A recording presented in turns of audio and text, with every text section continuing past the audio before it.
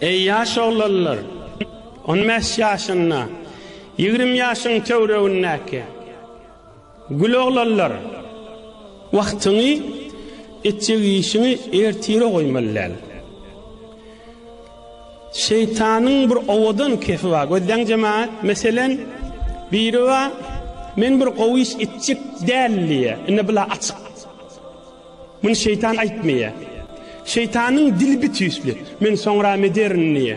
Şeytanyň dilişi, men soňra medernniye. Soňram asla etmerni digde şoň manasy. Ýöne owadalar sen güýmeýärdi.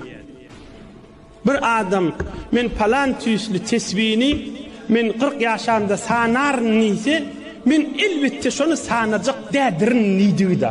Ýöne şeytanyň dili bilen soňram ulalam dederin şonniye. Elbette men şol işi etmerni digde şo.